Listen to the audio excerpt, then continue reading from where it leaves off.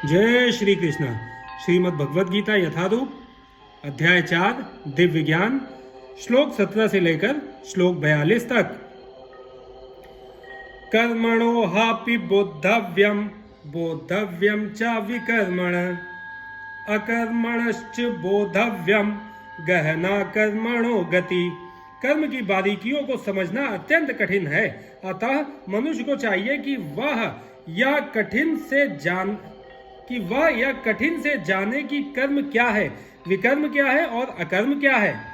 तात्पर्य, यदि कोई सचमुच ही भवबंधन से मुक्ति चाहता है तो उसे कर्म अकर्म तथा विकर्म के अंतर को समझना होगा।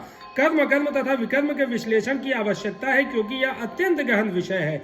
कृष्ण भावनामृत को तथा गुणों के अनुसार कर्म को समझने के लिए परमेश्वर के साथ अपने संबंध को जानना होगा। दूसरे शब्दों में, जिसने यह भली भांति समझ लिया है वह जानता है कि जीवात्मा भगवान का नित्य दास है और फलस्वरूप उसे कृष्ण भावनामृत में कार्य करना है।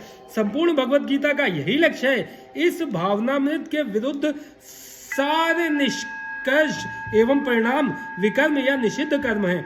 इसे समझने के लिए मनुष्य को कृष्ण भावनामृत के अधिकारियों की संगति करनी होती है और उनसे रहस्य को समझना होता है। यह साक्षात भगवान से समझने के समान है, अन्यथा बुद्धिमान से बुद्धिमान मनुष्य भी मोहग्रस्त हो जाएगा। कर्मण्य कर्म यह पश्येद कर्मणि च कर्म यह सबुद्धिमान मनुष्येषु सयुक्ता कृतः सन् कर्म कृत। जो मनुष्य कर्म में अकर्म और अकर्म में कर्म देखता है वह सभी मनुष्यों में बुद्धिमान है और सब प्रकार के कर्मों में प्रवृत्त रहकर भी दिव्य स्थिति में रहता है। तात्पर्य, कृष्ण भावनामृत में कार्य करने वाला व्यक्ति स्वभावतः कर्म बंधन से मुक्त होता है। उसके सारे कर्म कृष्ण के लिए होते हैं, अतः कर्म के फल से उसे यद्यपि लाभ या हानि नहीं होती। फलस्वरूप वह मानव समाज में बुद्धिमान होता है। यद्यपि वह कृष्ण के लिए सभी तरह के कर्मों में लगा रहता है। अकर्म का अर्थ है कर्म के फल के बिना। निर्विशेषवादी इस भय से सारे कर्म करना बंद कर देता है कि कर्म फल उसके आत्म साक्षात्कार के मार्ग में बाधक न हो, किंतु सगुणवादी अपनी इस स्थिति से भली भांति परिचित रहता है कि वह भगवान का नित्य दास है, अतः वह अपने आप को कृष्ण भावनामृत के कार्यों में तत्पर रखता है। चूंकि सारे कर्म कृष्ण के लिए किए जाते हैं, अतः इस सेवा के करने में उसे दिव्य सुख प्राप्त होता है। जो इस विधि में लगे रहते हैं वे व्यक्ति इंद्रिय तृप्ति की इच्छा से रहित होते हैं। कृष्ण के प्रति उसका नित्य दास्य भाव उसे सभी प्रकार के कर्मफल से मुक्त करता है। यस्य सर्वे समारंभा काम संकल्प वर्जिता ज्ञानाग्निदग्ध कर्माणम तमाहु पंडितम बुधा। जिस व्यक्ति का प्रत्येक प्रयास इंद्रिय तृप्ति की कामना से रहित होता है उसे पूर्ण ज्ञानी समझा जाता है। उसे ही साधु पुरुष ऐसा करता कहते हैं जिसने पूर्ण ज्ञान की अग्नि से कर्मफलों को भस्मसात कर दिया है। तात्पर्य, केवल पूर्ण ज्ञानी ही कृष्ण भावना भावित व्यक्ति के कार्यकलापों को समझ सकता है। ऐसे व्यक्ति में इंद्रिय तृप्ति की प्रवृत्ति का अभाव रहता है।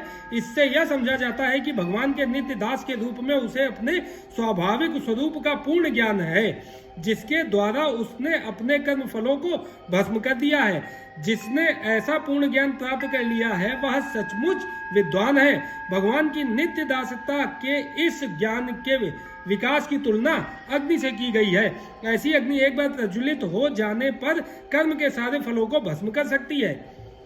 त्यक्त्वा कर्म फलासंगा नित्य तृप्तो निराश्रयः कर्मण्यभि प्रवृत्तो अपि नैव किंचित करोति सः। अपने कर्म फलों की सारी आसक्ति को त्याग कर सदैव संतुष्ट तथा स्वतंत्र रहकर वह सभी प्रकार के कार्यों में व्यस्त रहकर भी कोई सकाम कर्म नहीं करता। तात्पर्य, कर्मों के बंधन से इस प्रकार की मुक्ति तभी संभव है जब मनुष्य कृष्ण भावना भावित होकर हर कार्य कृष्ण के लिए करे। कृष्ण भावना भावित व्यक्ति भगवान के शुद्ध प्रेमवश ही कर्म करता है। फलस्वरूप उसे कर्म फलों के प्रति कोई आकर्षण नहीं रहता। यहाँ तक कि उसे अपने शरीर निर्वाह के प्रति भी कोई आकर्षण नहीं रहता, क्योंकि वह पूर्णतया कृष्ण पर आश्रित रहता है। वह न तो किसी वस्तु को प्राप्त करना चाहता है और न अपनी वस्तुओं की रक्षा करना चाहता है। वह अपनी पूर्ण सामर्थ्य से अपना कर्तव्य करता है और कृष्ण पर सब कुछ छोड़ देता है।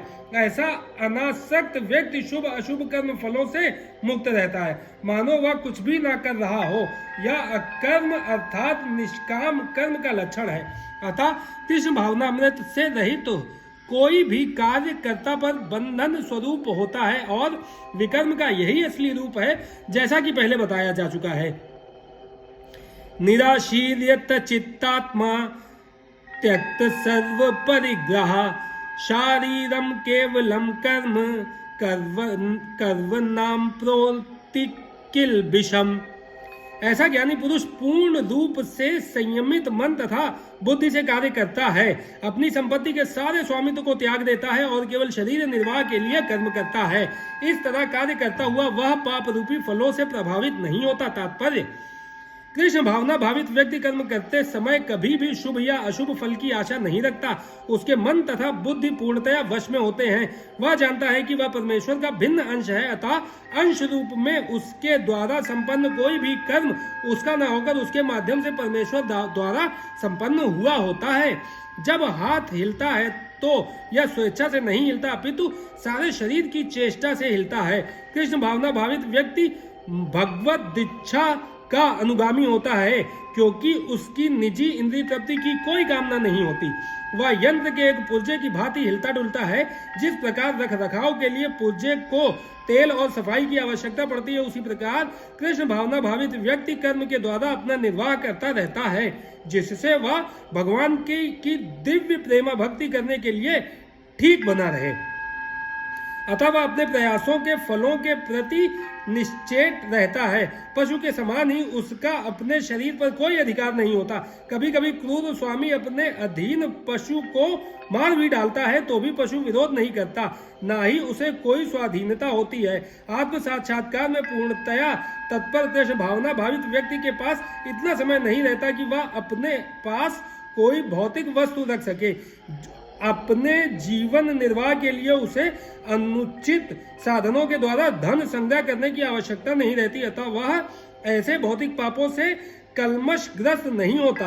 वह अपने समस्त कर्म फलों से मुक्त रहता है।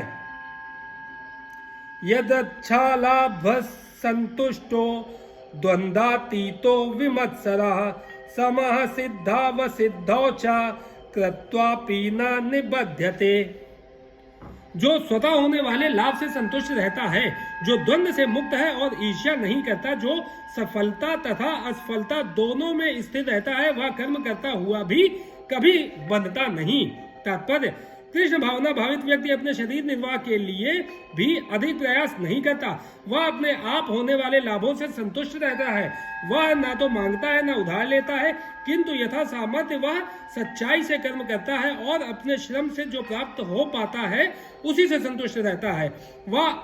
अतः वह अपनी जीविका के विषय में स्वतंत्र रहता है। वह अन्य किसी की सेवा करके कृष्ण भावनामृत संबंधी अपनी सेवा में व्यवधान नहीं आने देता, किंतु भगवान की सेवा के लिए वह संसार की द्वैतता से विचलित हुए बिना कोई भी कर्म कर सकता है। संसार की यह द्वैतता गर्मी सर्दी अथवा सुख दुख के रूप में अनुभव की जाती है। कृष्ण भावना भावित व्यक्ति द्वैतता से परे रहता है, क्योंकि कृष्ण को प्रसन्न करने के लिए वह कोई भी कर्म करने में झिझकता नहीं। अतः वह सफलता तथा असफलता दोनों में ही संभाव रहता है। ये लक्षण तभी दिखते हैं जब कोई दिव्य ज्ञान में पूर्णतया स्थित हो। गत संगस्य मुक्तस्य ज्ञानावस्थित चेतसा यज्ञायाचरतः कर्म समग्रम प्रविलीयते। जो पुरुष प्रकृति के गुणों के प्रति अनासक्त है और जो दिव्य ज्ञान में पूर्णतया स्थित है, उसके सारे कर्म ब्रह्म में लीन हो जाते हैं। तात्पर्य, पूर्ण रूपेण कृष्ण भावना भावित होने पर मनुष्य समस्त द्वंद्वों से मुक्त हो जाता है और इस तरह भौतिक गुणों के कलमश से भी मुक्त हो जाता है। वह इसीलिए मुक्त हो जाता है क्योंकि वह कृष्ण के साथ अपने संबंध की स्वाभाविक स्थिति को जानता है। फलस्वरूप उसका चित्त कृष्ण भावनामृत से विचलित नहीं होता। अतएव वह जो कुछ भी करता है वह आदि विष्णु कृष्ण के लिए ही होता है। अतः उसका सारा कर्म यज्ञ रूप होता है, क्योंकि यज्ञ का उद्देश्य परम पुरुष विष्णु अर्थात कृष्ण को प्रसन्न करना है। ऐसे यज्ञमय कर्म का फल निश्चय ही ब्रह्म में विलीन हो जाता है और मनुष्य को कोई भौतिक फल नहीं भोगना पड़ता। ब्रह्मार्पणम ब्रह्म हविर ब्रह्माग्नो ब्रह्मणाहुतम ब्रह्मैव तेन गंतव्यम ब्रह्म कर्म समाधिना। जो व्यक्ति कृष्ण भावनामृत में पूर्णतया लीन रहता है उसे अपने आध्यात्मिक कर्मों के योगदान के कारण अवश्य ही भगवत धाम की प्राप्ति होती है, क्योंकि उसमें हवन आध्यात्मिक होता है और हवि भी आध्यात्मिक होती है। तात्पर्य यहाँ इसका वर्णन किया गया है कि किस प्रकार कृष्ण भावना भावित कर्म करते हुए अंततोगत्वा आध्यात्मिक लक्ष्य प्राप्त होता है। कृष्ण भावनामृत विषयक विविध कर्म होते हैं जिनका वर्णन अगले श्लोकों में किया गया है, किंतु इस श्लोक में तो केवल कृष्ण भावनामृत का सिद्धांत वर्णित है। भौतिक कलमश से ग्रस्त बद्ध जीव को भौतिक वातावरण में ही कार्य करना पड़ता है, किंतु फिर भी उससे ऐसे वातावरण से निकलना ही होगा। जिस विधि से वह ऐसे वातावरण से बाहर निकल सकता है वह कृष्ण भावनामृत है। उदाहरण के लिए यदि कोई रोगी दूध की बनी वस्तुओं के अधिक खाने से पेट की गड़बड़ी से ग्रस्त हो जाता है तो उसे दही दिया जाता है जो दूध से ही बनी अन्य वस्तु है। भौतिकता में ग्रस्त बद्ध जीव का उपचार कृष्ण भावनामृत के द्वारा ही किया जा सकता है, जो यहाँ गीता में दिया हुआ है। यह विधि यज्ञ या विष्णु या कृष्ण को प्रसन्न करने के लिए किए गए कार्य कहलाती है। भौतिक जगत के जितने ही अधिक कार्य कृष्ण भावनामृत में या केवल विष्णु के लिए किए जाते हैं, पूर्ण तल्लीनता से वातावरण उतना ही अधिक आध्यात्मिक बना रहता है। ब्रह्म शब्द का अर्थ आध्यात्मिक, भगवान आध्यात्मिक है और उनके दिव्य शरीर की किरणें ब्रह्म ज्योति कहलाती हैं। यही उनका आध्यात्मिक तेज है। प्रत्येक वस्तु इसी ब्रह्म ज्योति में स्थित रहती है, किंतु जब यह ज्योति माया या इंद्रिय तृप्ति द्वारा आच्छादित हो जाती है तो यह भौतिक ज्योति कहलाती है। यह भौतिक आवरण कृष्ण भावनामृत द्वारा तुरंत हटाया जा सकता है। अतः कृष्ण भावनामृत के लिए अर्पित हवि, ग्रहण करता, हवन, होता तथा फल ये सब मिलकर ब्रह्म या परम सत्य है। माया द्वारा आच्छादित परम सत्य पदार्थ कहलाता है। जब यही पदार्थ परम सत्य के निमित्त प्रयुक्त होता है तो इसमें फिर से आध्यात्मिक गुण आ जाता है। कृष्ण भावनामृत मोह जनित चेतना को ब्रह्म या परमेश्वरोन्मुख करने की विधि है। जब मन कृष्ण भावनामृत में पूरी तरह निमग्न रहता है तो उसे समाधि कहते हैं। ऐसी दिव्य चेतना में संपन्न कोई भी कार्य यज्ञ कहलाता है। आध्यात्मिक चेतना की ऐसी स्थिति में योगदान करता, योगदान, उपभोग, यज्ञ करता तथा अंतिम फल यह सब पर ब्रह्म में एकाकार हो जाता है। यही कृष्ण भावनामृत की विधि है। दैव में वापरे यज्ञम योगिनः पर्युपासते ब्रह्माग्ना वपरे यज्ञम यज्ञेनैवोपजुहति। कुछ योगी विभिन्न प्रकार के यज्ञों द्वारा देवताओं की भली भांति पूजा करते हैं और कुछ परब्रह्म रूपी अग्नि में आहुति डालते हैं। तात्पर्य जैसा कि पहले कहा जा चुका है, जो व्यक्ति कृष्ण भावना भावित होकर अपना कर्म करने में लीन रहता है वह पूर्ण योगी है। किंतु ऐसे भी मनुष्य हैं जो देवताओं की पूजा करने के लिए यज्ञ करते हैं और कुछ परम ब्रह्म या परमेश्वर के निराकार स्वरूप के लिए यज्ञ करते हैं। इस तरह यज्ञ की अनेक कोटियां हैं। विभिन्न यज्ञकर्ताओं द्वारा संपन्न यज्ञ की ये कोटियां केवल बाह्य वर्गीकरण है। वस्तुतः यज्ञ का अर्थ है भगवान विष्णु को प्रसन्न करना और विष्णु को यज्ञ भी कहते हैं। विभिन्न प्रकार के यज्ञों को दो श्रेणियों में रखा जा सकता है: सांसारिक द्रव्यों के लिए यज्ञ तथा दिव्य ज्ञान के लिए किए गए यज्ञ। जो कृष्ण भावना भावित है उनकी सारी भौतिक संपदा परमेश्वर को प्रसन्न करने के लिए होती है, किंतु जो किसी क्षणिक भौतिक सुख की कामना करते हैं वे इंद्र, सूर्य आदि देवताओं को प्रसन्न करने के लिए अपनी भौतिक संपदा की आहुति देते हैं। किंतु अन्य लोग जो निर्विशेषवादी हैं वे निराकार ब्रह्म में अपने स्वरूप को स्वाहा कर देते हैं। देवतागण ऐसी शक्तिमान जीवात्माएं हैं जो जिन्हें ब्रह्मांड को ऊष्मा प्रदान करने, जल देने तथा प्रकाशित करने जैसे भौतिक कार्यों की देखरेख के लिए परमेश्वर ने नियुक्त किया है। जो लोग भौतिक लाभ चाहते हैं वे वैदिक अनुष्ठानों के अनुसार विविध देवताओं की पूजा करते हैं। ऐसे लोग ब्रह्मीश्वरवादी कहलाते हैं। किंतु जो लोग परम सत्य के निर्गुण स्वरूप की पूजा करते हैं और देवताओं के स्वरूपों को अनित्य मानते हैं वे ब्रह्म की अग्नि में अपने आप की ही आहुति दे देते हैं और इस प्रकार ब्रह्म के अस्तित्व में अपने अस्तित्व को समाप्त कर देते हैं। ऐसे निर्विशेषवादी परमेश्वर की दिव्य प्रकृति को समझने के लिए दार्शनिक चिंतन में अपना सारा समय लगाते हैं। दूसरे शब्दों में सकाम कर्मी भौतिक सुख के लिए अपनी भौतिक संपत्ति का यजन करते हैं, किंतु निर्विशेषवादी परब्रह्म में लीन होने के लिए अपनी भौतिक उपाधियों का यजन करते हैं। निर्विशेषवादी के लिए यज्ञाग्नि ही परब्रह्म है, जिसमें आत्म स्वरूप का विलय ही आहुति है। किंतु अर्जुन जैसा कृष्ण भावना भावित व्यक्ति कृष्ण को प्रसन्न करने के लिए सर्वत्र अर्पित कर देता है। इस तरह उसकी सारी भौतिक संपत्ति के साथ साथ आत्म स्वरूप भी कृष्ण के लिए अर्पित हो जाता है। वह परम योगी है, किंतु उसका पृथक स्वरूप नष्ट नहीं होता। श्रोत्रादीनीन्द्रियाण्यन्ये संयमाग्निषु जुहति शब्दादीन विषयान्य इंद्रियाग्निषु जुहति। इनमें से कुछ विशुद्ध ब्रह्मचारी श्रवणादि क्रियाओं तथा इंद्रियों को मन की नियंत्रण रूपी अग्नि में स्वाहा कर देते हैं, तो दूसरे लोग नियमित गृहस्थ इंद्रिय विषयों को इंद्रियों की अग्नि में स्वाहा कर देते हैं। तात्पर्य, मानव जीवन के चारों आश्रमों के सदस्य ब्रह्मचारी, गृहस्थ, वानप्रस्थ तथा सन्यासी पूर्ण योगी बनने के निमित्त हैं। मानव जीवन पशुओं की भांति इंद्रिय तृप्ति के लिए नहीं बना है। अतएव मानव जीवन के चारों आश्रम इस प्रकार व्यवस्थित हैं कि मनुष्य आध्यात्मिक जीवन में पूर्णतया प्राप्त कर सके। ब्रह्मचारी या शिष्यगण प्राथमिक गुरु की देखरेख में इंद्रिय तृप्ति से दूर रहकर मन को वश में करते हैं। वे कृष्ण भावनामृत से संबंधित शब्दों को ही सुनते हैं। श्रवण ज्ञान का मूलाधार है, अतः शुद्ध ब्रह्मचारी सदैव हरे नामानुकीर्तनम अर्थात भगवान के यश के कीर्तन तथा श्रवण में ही लगा रहता है। वह संसारिक शब्द ध्वनियों से दूर रहता है और उसकी श्रवणेन्द्रियां हरे कृष्णा की आध्यात्मिक ध्वनि को सुनने में ही लगी रहती हैं।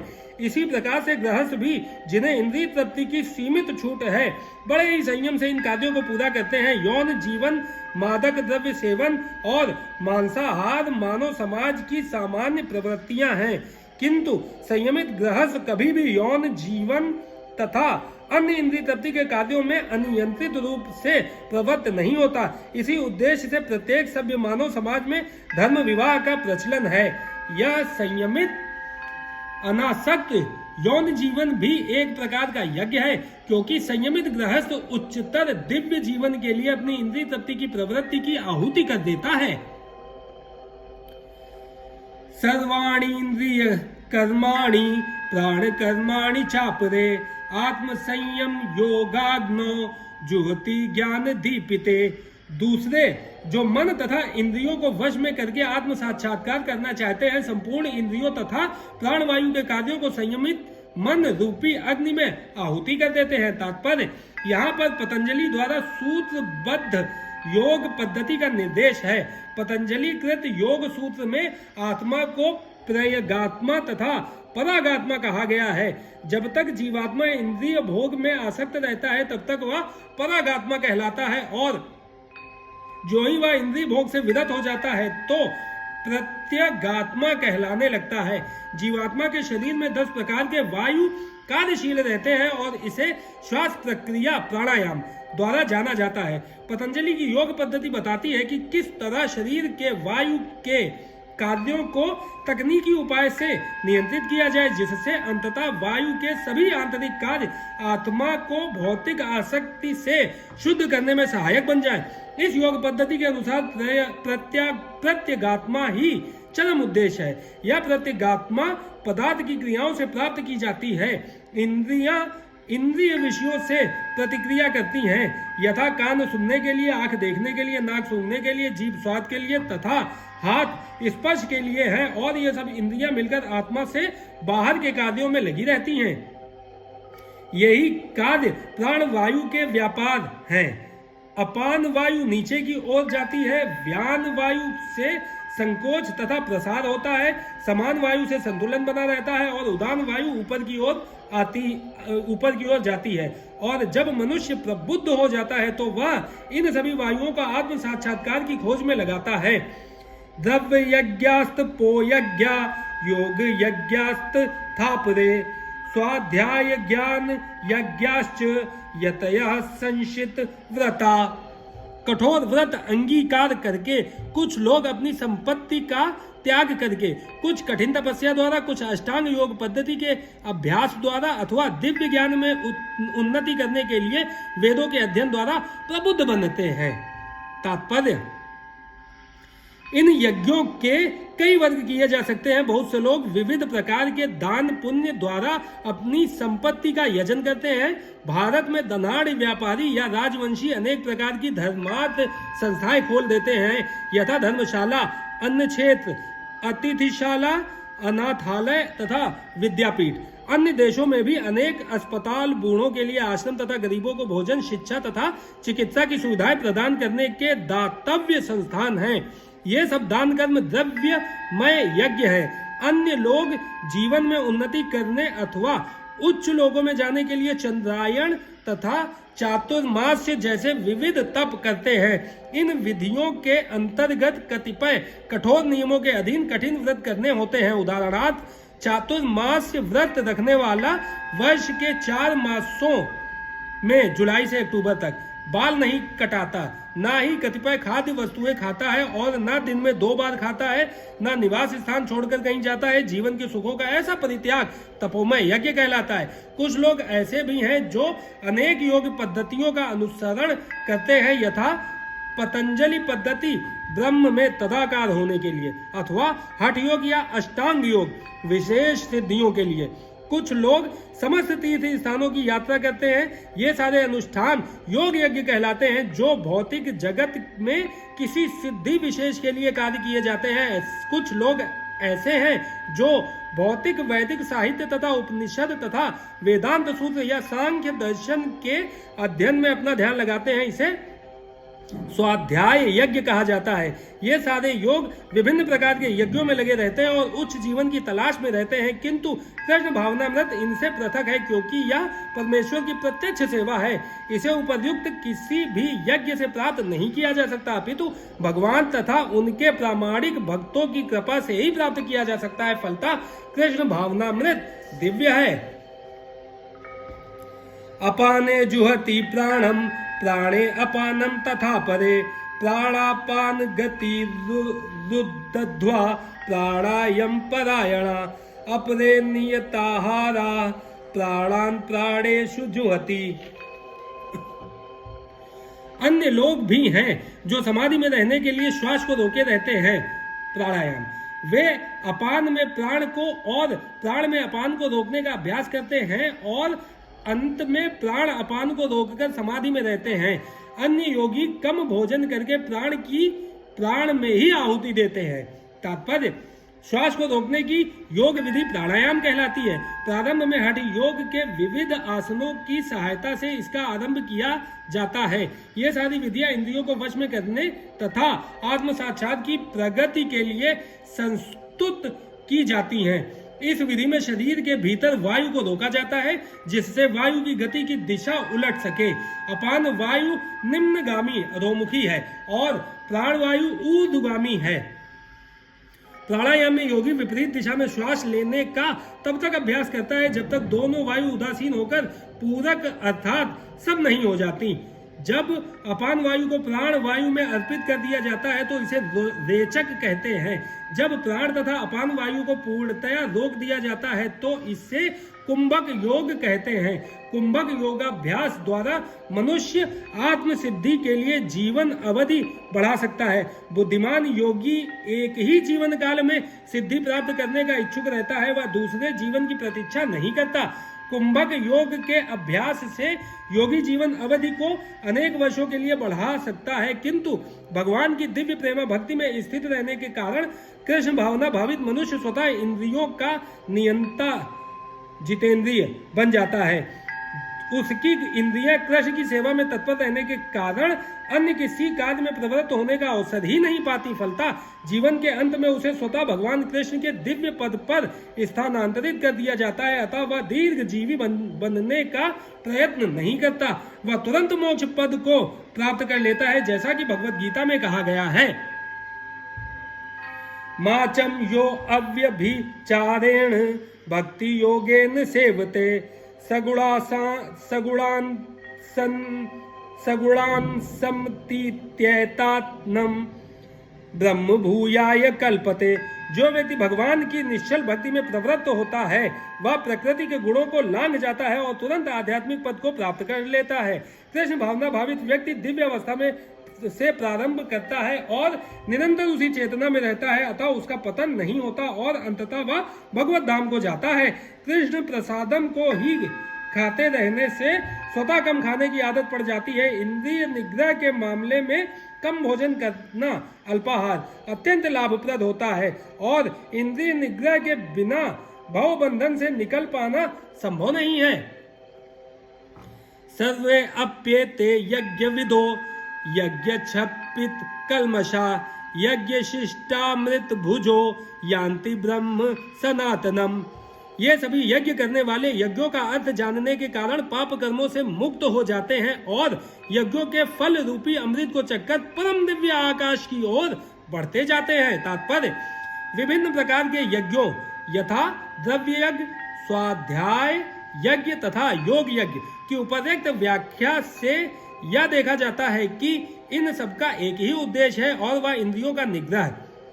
इंद्रिय तृप्ति ही भौतिक अस्तित्व का मूल कारण है, अतः जब तक इंद्रिय तृप्ति से भिन्न धरातल पर स्थित न हुआ जाए तब तक सच्चिदानंद के नित्य धरातल तक उठ पाना संभव नहीं है। यह धरातल नित्य आकाश या ब्रह्म आकाश में है। उपयुक्त सारे यज्ञों से संसार के पाप कर्मों से विमल हुआ जा सकता है। जीवन में इस प्रगति से मनुष्य न केवल सुखी और ऐश्वर्यवान बनता है अपितु अंत में वह निराकार ब्रह्म के साथ तादात्म्य के द्वारा या श्री भगवान कृष्ण की संगति प्राप्त करके भगवान के शाश्वत धाम को प्राप्त करता है। नायम लोको अस्त्य यज्ञस्य कुतो अन्यः कुरु सत्तम। हे कुरु श्रेष्ठ, जब यज्ञ के बिना मनुष्य इस लोक में या इस जीवन में ही सुखपूर्वक नहीं रह सकता तो फिर अगले जन्म में कैसे रह सकता है। तात्पर्य मनुष्य इस लोक में चाहे जिस रूप में रहे वह अपने स्वरूप से अनभिज्ञ रहता है। दूसरे शब्दों में भौतिक जगत में हमारा अस्तित्व हमारे पापपूर्ण जीवन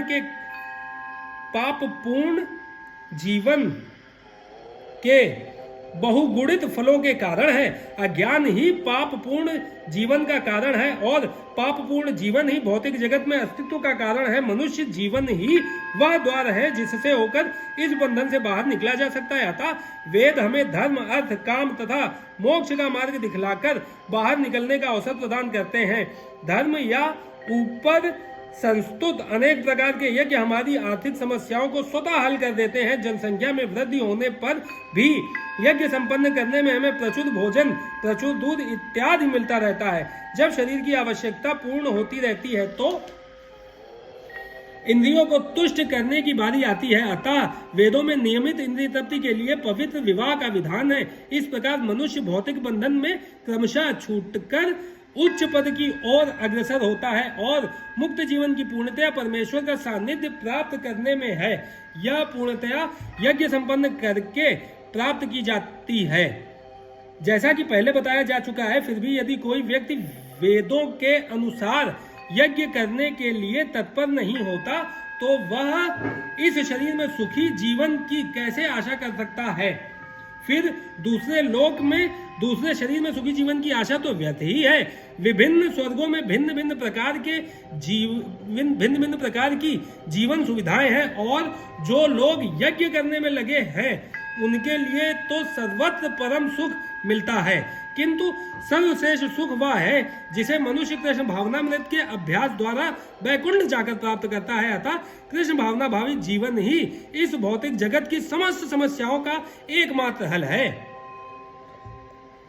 एवं बहुविधा यज्ञ वितता ब्रह्मणो मुखे कर्म जा विंधि तान सर्वानेवं ज्ञात्वा विमोच्य से।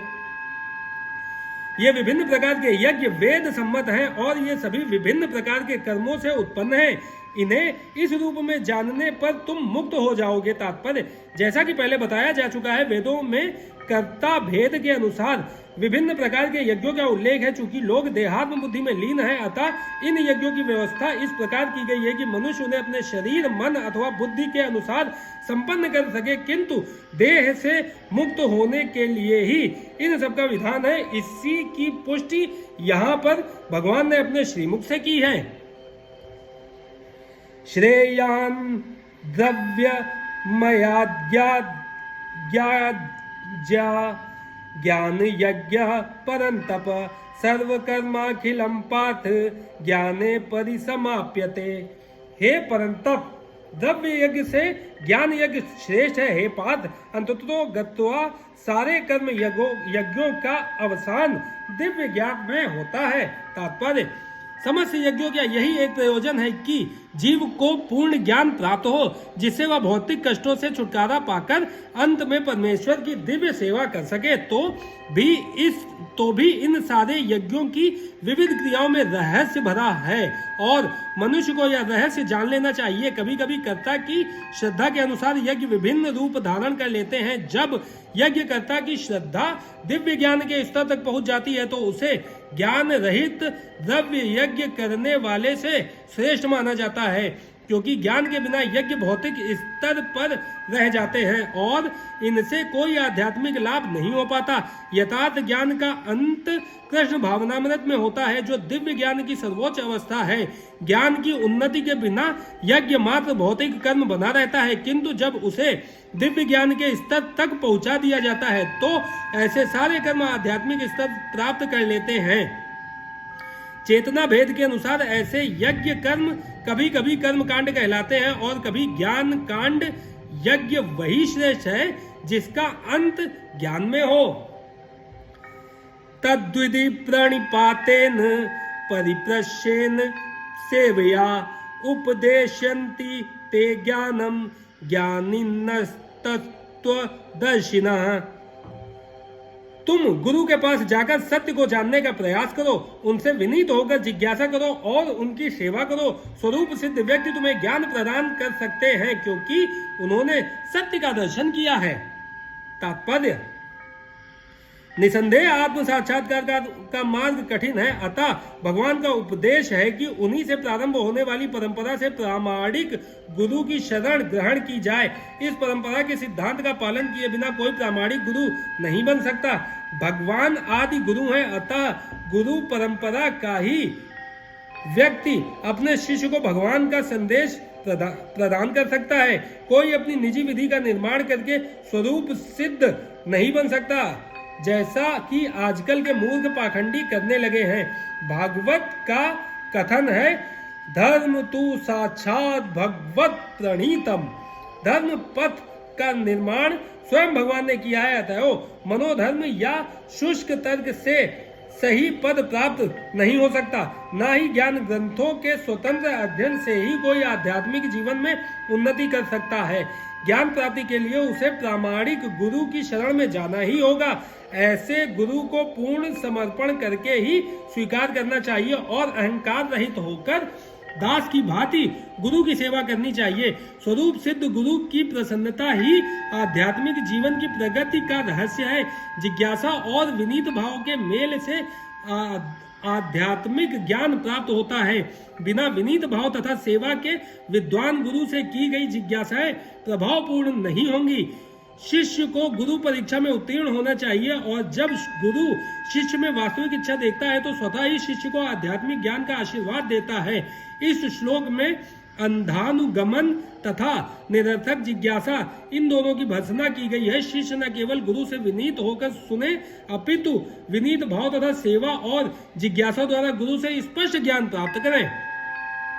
प्रामाणिक गुरु स्वभाव से शिष्य के प्रति दयालु होता है, अतः यदि शिष्य विनीत हो और सेवा में तत्पर रहे तो ज्ञान और जिज्ञासा का विनिमय पूर्ण हो जाता है।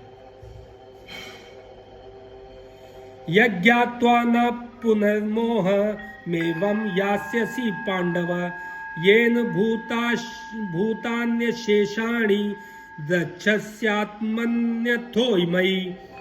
स्वरूप सिद्ध व्यक्ति से वास्तविक ज्ञान प्राप्त कर चुकने पर तुम पुनः कभी ऐसे मोह को प्राप्त नहीं होगे, क्योंकि इस ज्ञान के द्वारा तुम देख सकोगे कि सभी जीव परमात्मा के अंश स्वरूप हैं, अर्थात वे सब मेरे हैं।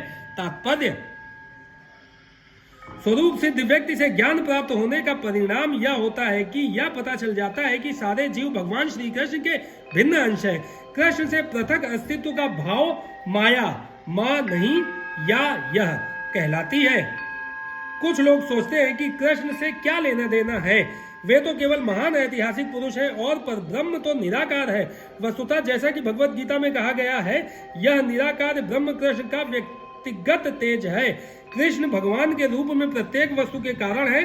ब्रह्म संहिता में स्पष्ट कहा गया है कि कृष्ण भगवान है और सभी कारणों के कारण है, यहाँ तक कि लाखों अवतार उनके विभिन्न विस्तार ही है। इसी प्रकार सारे जीव भी कृष्ण के अंश है। मायावादियों की यह मिथ्या धारणा है कि कृष्ण अपने अनेक अंशों में अपने निजी पृथक अस्तित्व को मिटा देते हैं। यह विचार सर्वथा भौतिक है। भौतिक जगत में हमारा अनुभव है कि यदि किसी वस्तु का विखंडन किया जाए तो उसका मूल स्वरूप नष्ट हो जाता है, किंतु मायावादी यह नहीं समझ पाते कि परम का अर्थ है कि एक और एक मिलकर एक ही होता है और एक में एक घटाने पर भी एक ही बचता है। पर ब्रह्म का यही स्वरूप है। ब्रह्म विद्या का पर्याप्त ज्ञान न होने के कारण हम माया से आवृत हैं, इसीलिए हम अपने को कृष्ण से पृथक सोचते हैं। यद्यपि हम कृष्ण के भिन्न अंश हैं, किंतु तो भी हम उनसे भिन्न नहीं हैं। जीवों का शारीरिक अंतर माया है अथवा वास्तविक सत्य नहीं है। हम सभी कृष्ण को प्रसन्न करने के निमित्त हैं। केवल माया के कारण ही अर्जुन ने सोचा कि उसके स्वजनों से उसका क्षणिक शारीरिक संबंध कृष्ण के शाश्वत आध्यात्मिक संबंधों से अधिक महत्वपूर्ण है। गीता का संपूर्ण उपदेश इसी ओर लक्षित है कि कृष्ण का नित्य दास होने के कारण जीव उनसे पृथक नहीं हो सकता। कृष्ण से अपने को विलग मानना ही माया कहलाती है। पर ब्रह्म के भिन्न अंश के रूप में जीवों को एक विशिष्ट उद्देश्य पूरा करना होता है। उस उद्देश्य को भुलाने के कारण ही वे अनादि काल से मानव, पशु, देवता आदि देहों में स्थित हैं। ऐसे शारीरिक अंतर भगवान की दिव्य सेवा के विस्मरण से जनित है, किंतु जब कोई कृष्ण भावनामृत के माध्यम से दिव्य सेवा में लग जाता है तो वह इस माया से तुरंत मुक्त हो जाता है। ऐसा ज्ञान केवल प्रामाणिक गुरु से ही प्राप्त हो सकता है और इस तरह वह इस भ्रम को दूर कर सकता है कि जीव कृष्ण के तुल्य है। पूर्ण ज्ञान तो यह है कि परमात्मा कृष्ण समस्त जीवों के परम आश्रय है और इस आश्रय को त्याग देने पर जीव माया द्वारा मोहित होते हैं, क्योंकि वे अपना अस्तित्व पृथक समझते हैं। इस तरह विभिन्न भौतिक पहचानों के मानदंडों के अंतर्गत वे कृष्ण को भूल जाते हैं, किंतु जब ऐसे मोहग्रस्त जीव कृष्ण भावनामृत में स्थित होते हैं तो यह समझा जाता है कि वे मुक्ति पथ पर हैं, जिसकी पुष्टि भागवत में की गई है। मुक्ति ऋत्वान्य यथारूपम स्वरूपेण व्यवस्थिता। मुक्ति का अर्थ है कृष्ण के नित्य दास रूप में, कृष्ण भावनामृत में अपनी स्वाभाविक स्थिति पर होना। अपि चेदसि पापेभ्यः सर्वेभ्यः पापकृतम् सर्व ज्ञान पल्लवेनैव व्रजिनम् सन्तरिष्यसि। यदि तुम्हें समस्त पापियों में भी सर्वाधिक पापी समझा जाए तो भी तुम दिव्य ज्ञान रूपी नाव में स्थित होकर दुख सागर को पार करने में समर्थ होगे। तात्पर्य, श्री कृष्ण के संबंध में अपनी स्वाभाविक स्थिति का सही सही ज्ञान इतना उत्तम होता है कि ज्ञान अज्ञान सागर में चलने वाले जीवन संघर्ष से मनुष्य तुरंत ही ऊपर उठ सकता है। यह भौतिक जगत कभी कभी अज्ञान सागर मान लिया जाता है तो कभी जलता हुआ जंगल। सागर में कोई कितना ही कुशल तैराक क्यों न हो, जीवन संघर्ष अत्यंत कठिन है। यदि कोई संघर्षरत तैरने वाले को आगे बढ़कर समुद्र से निकाल लेता है तो वह सबसे बड़ा रक्षक है। भगवान से प्राप्त पूर्ण ज्ञान मुक्ति का पथ है। कृष्ण भावनामृत की नाव अत्यंत सुगम है, किंतु उसी के साथ साथ अत्यंत उदात्त भी। यथैधांसि समिद्धो अग्निर्भस्म सात्कुरुते अर्जुन ज्ञानाग्नि सर्व कर्माणि भस्म सात्कुरुते। तथा जैसे प्रज्वलित अग्नि ईंधन को भस्म कर देती है, उसी तरह है हे अर्जुन ज्ञान रूपी अग्नि भौतिक कर्मों के समस्त फलों को जला डालती है। तात्पर्य आत्मा तथा परमात्मा संबंधी पूर्ण ज्ञान तथा उसके संबंध की तुलना यहाँ अग्नि से की गई है। यह अग्नि न केवल समस्त पाप कर्मों के फलों को जला देती है अपितु पुण्य कर्मों के फलों को भी भस्मसात करने वाली है। कर्म फल की कई अवस्थाएं हैं, शुभारंभ, बीज संचित आदि, किंतु जीव को स्वरूप का ज्ञान होने पर सब कुछ भस्म हो जाता है, चाहे वह पूर्ववर्ती हो या परवर्ती। वेदों में कहा गया है उभय उभय वैश्य एते तरत्यमृता साधु साधुनी। मनुष्य पाप तथा पुण्य दोनों ही प्रकार के कर्म फलों को जीत लेता है। ना ही ज्ञानेन सदृशम पवित्रमिह विद्यते तत्स्वयं योग संसिद्ध कालेनात्मनि विन्दति। इस संसार में दिव्य ज्ञान के समान कुछ भी उदात्त तथा शुद्ध नहीं है। ऐसा ज्ञान समस्त योग का परिपक्व फल है। जो व्यक्ति भक्ति में सिद्ध हो जाता है वह यथा समय अपने अंतर में इस ज्ञान का आस्वादन करता है। तात्पर्य, जब हम दिव्य ज्ञान की बात करते हैं तो हमारा प्रयोजन आध्यात्मिक ज्ञान से होता है। निसंदेह दिव्य ज्ञान के समान कुछ भी उदात्त तथा शुद्ध नहीं है। अज्ञान ही हमारे बंधन का कारण है और ज्ञान हमारी मुक्ति का। यह ज्ञान भक्ति का परिपक्व फल है। जब कोई दिव्य ज्ञान की अवस्था प्राप्त कर लेता है तो उसे अन्यत्र शांति खोजने की आवश्यकता नहीं रहती, क्योंकि वह मन ही मन शांति का आनंद लेता है। दूसरे शब्दों में ज्ञान तथा शांति का पर्यवसान कृष्ण भावनामृत में होता है। भगवत गीता के संदेश की यही चरम परिणति है। श्रद्धा वाल्भते ज्ञानम तत्परा संयतेन्द्रियः ज्ञानम लब्ध्वा पराम शांति मचिरेणाधिगच्छति। जो श्रद्धालु दिव्य ज्ञान में समर्पित है और जिसने इंद्रियों को वश में कर लिया है वह इस ज्ञान को प्राप्त करने का अधिकारी है और इसे प्राप्त करते ही वह तुरंत आध्यात्मिक शांति को प्राप्त होता है। तात्पर्य, श्री कृष्ण में दृढ़ विश्वास रखने वाला व्यक्ति ही इस तरह का कृष्ण भावना भावित ज्ञान प्राप्त कर सकता है। वही पुरुष श्रद्धावान कहलाता है जो यह सोचता है कि कृष्ण भावना भावित होकर कर्म करने से वह परम सिद्धि प्राप्त कर सकता है। यह श्रद्धा भक्ति के द्वारा तथा हरे कृष्णा कृष्णा कृष्णा हरे हरे हरे राम राम राम हरे हरे मंत्र के जाप द्वारा प्राप्त की जाती है, क्योंकि इससे हृदय की सारी भौतिक मलिनता दूर हो जाती है। इसके अतिरिक्त मनुष्य को चाहिए कि अपनी इंद्रियों पर संयम रखे। जो व्यक्ति कृष्ण के प्रति श्रद्धावान है और जो इंद्रियों को संयमित रखता है वह शीघ्र ही कृष्ण भावनामृत के ज्ञान में पूर्णतया प्राप्त करता है।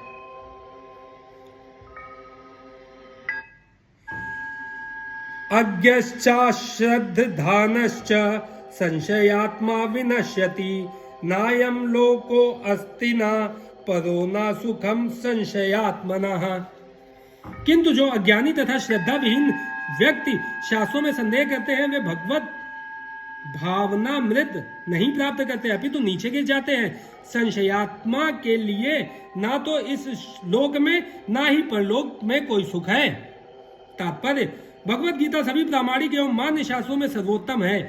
जो लोग पशुतुल्य हैं उनमें ना तो प्रामाणिक शास्त्रों के प्रति कोई श्रद्धा है और न उनका ज्ञान होता है, और कुछ लोगों को यद्यपि उनका ज्ञान होता है और उनमें से वे उद्धरण देते रहते हैं किंतु उनमें वास्तविक विश्वास नहीं करते। यहाँ तक कि कुछ लोग जिनमें भगवत गीता जैसे शास्त्रों में श्रद्धा होती भी है फिर भी वे ना तो भगवान कृष्ण में विश्वास करते हैं ना उनकी पूजा करते हैं। ऐसे लोगों को कृष्ण भावनामृत का कोई ज्ञान नहीं होता, वे नीचे गिरते हैं। उपरोक्त सभी कोटि के व्यक्तियों में जो श्रद्धालु नहीं हैं और सदैव संशयग्रस्त रहते हैं वे तनिक भी उन्नति नहीं कर पाते।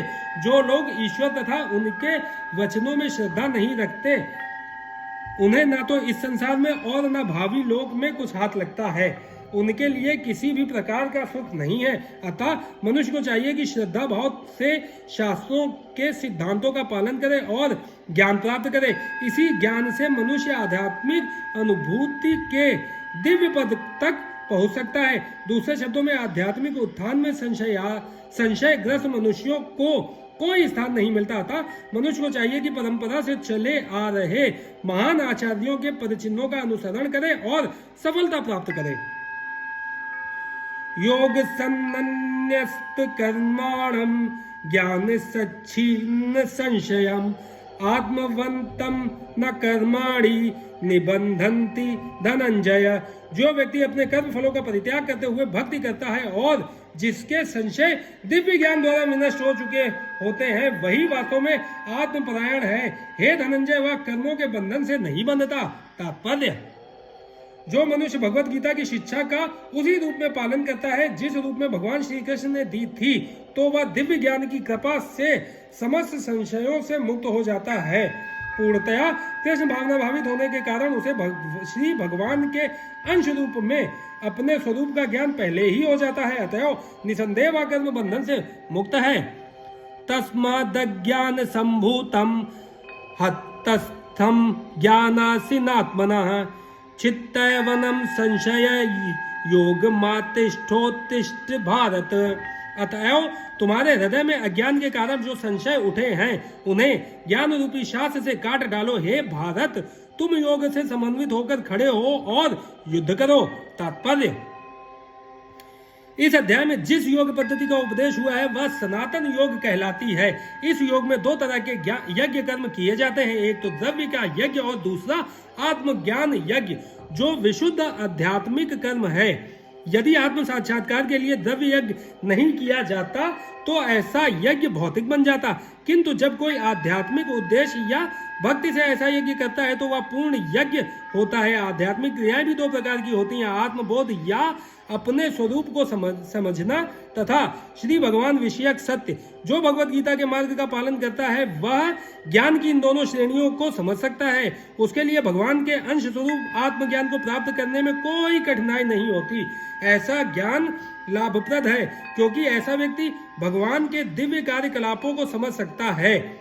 इस अध्याय के प्रारंभ में स्वयं भगवान ने अपने दिव्य कार्यकलापों का वर्णन किया है। जो व्यक्ति गीता के उपदेशों को नहीं समझता वह श्रद्धा विहीन है, और जो भगवान द्वारा उपदेश देने पर भी भगवान के सच्चिदानंद स्वरूप को नहीं समझ पाता, तो यह समझना चाहिए कि वह निपट मूर्ख है। कृष्ण भावनामृत के सिद्धांतों को स्वीकार करके अज्ञान को क्रमशः दूर किया जा सकता है। यह कृष्ण भावनामृत विविध देव यज्ञ, ब्रह्म यज्ञ, ब्रह्मचर्य यज्ञ, गृहस्थ यज्ञ, इंद्रिय संयम यज्ञ, योग साधना यज्ञ, तपस्या यज्ञ, द्रव्य यज्ञ, स्वाध्याय यज्ञ तथा वर्णाश्रम धर्म में भाग लेकर जागृत किया जा सकता है।